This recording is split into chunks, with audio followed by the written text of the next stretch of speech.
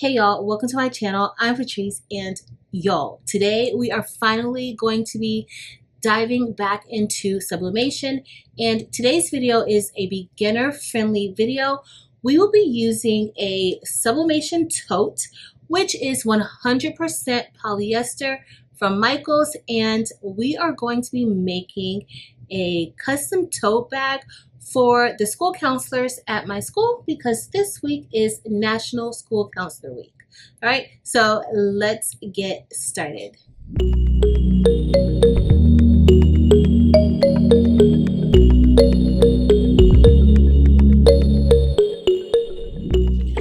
All right, y'all, so these are the bags that we are going to be using. These are the Make Market brand bags from Michaels, and these are polyester. You always want to make sure you read the materials on the back, even though it may say it on the front. And these bags are 100% polyester. They have instructions for sublimation on here. They suggest to preheat to 380 degrees Fahrenheit for 5 seconds and then apply with gentle pressure for 30 to 40 seconds. Now, this color is like a cream or eggshell type of color. They also have these bags in white as well. They have a medium or a large version, two different size bags. The bags that we're going to be using today are mostly 12 inches by 13 inches. This particular bag is 13.5 by 13.5. So they have these bags in different colors. They even have black, and it does say that it's polyester on the black bag. It is polyester on the black ones, but remember, you will not be able to sublimate onto those.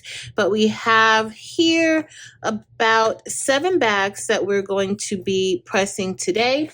I do want to show you all that they do have similar looking bags, similar setups. As you see here, these pretty much have the same exact setup, same size bag, same labeling. The difference is this one is cotton and this one is polyester.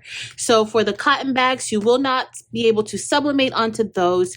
You can apply heat transfer vinyl or iron-on vinyl. You can also apply DTF. And for those of you who bling, you can also apply bling to these. However, you will not be able to do sublimation onto these bags. All right, so the first thing we're going to do is I am actually going to open the 13.5 by 13.5 and also the 12 inches by 13 inches so that you can see the different shapes. And then we're just going to measure it. I just want to make sure that I want my design to take up a very nice amount of the bag. And so this is the 13.5 by 13.5 bag, and this is how this one looks. And this isn't that much smaller. This is a 12 by 13, so it's not that much smaller. And pretty much almost basically the same bag. Not really much of a difference. All right, so we're going to get ready to print out our designs, and then we're going to sub and press our images on top. So before we head over there, let me go ahead and just show you all how I kind of just measure it. So we're going to be placing this right in the center. And so the center is showing, or at least the width is showing that it's about 16 inches wide. So I am going to just put this about right here. I think about a 9-inch wide design would be good by about 7 inches high. So I think we're going to go with a 9 by 7. I'm going to print out one sheet just to test it and see. But I'm thinking that will be a nice amount of space. I'll probably pull it up so that I don't get too far down because you want to be careful of the bottom. Remember to pull out those ends just so that you don't have any type of pressure issue. Okay, so we're going to make this about a 9 by 7. All right, y'all, so now we're inside of Adobe Illustrator, and I'm just going to go through the printing process with you all. This is the design that we will be using, and I am going to simply head up to File, click Print, and we are going to select the printer that we will be using. I am going to be using a Epson Eco Tank. I think we're going to go with the 15,000 today. And we are using an 8.5 by 11 sheet of paper. And I'm just going to select OK. Next, I am going to work with the print settings. And I selected Setup. And so now we are going to go with our settings. So let's click Layout. And that looks good. Let's go with Printer Options, Print Settings. And we will be adjusting this to, we're actually going to leave it on plain paper bright white. Print quality, we are going to select quality, and of course we need to make sure that we mirror our image. I'm going to select OK. Next, I am going to select color options. And color options, I'm going to select advanced settings. And then I am going to select Adobe RGB in mode and gamma. I'm going to leave that at a 2.2 gamma. And then I'm going to select OK. And now we are ready to print it.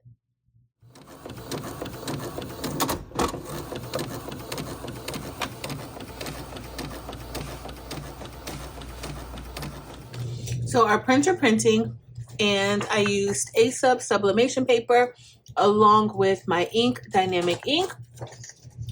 And this is what we have. So what I did was I cut around the edges of the paper because sometimes ink can be there and you may or may not see it.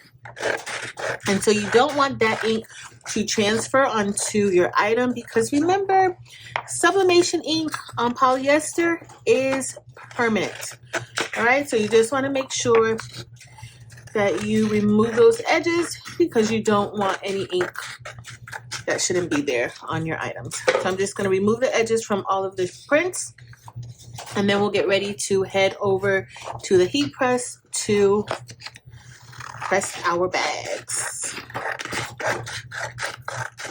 So now we're all done prepping and we're ready to press the bag. So I'm going to place a piece of butcher paper on the bottom plate.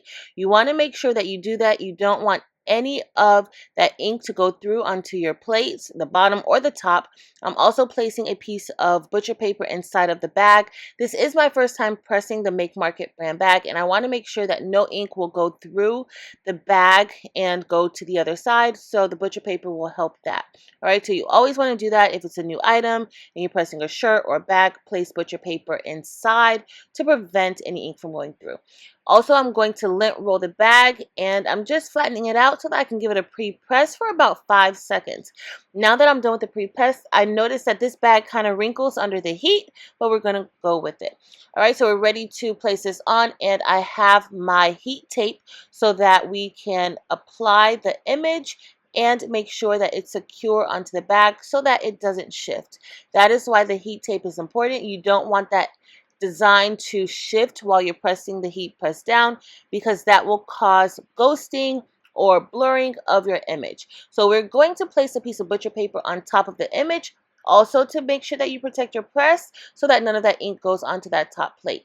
Today we will be pressing this at 380 degrees for 45 seconds.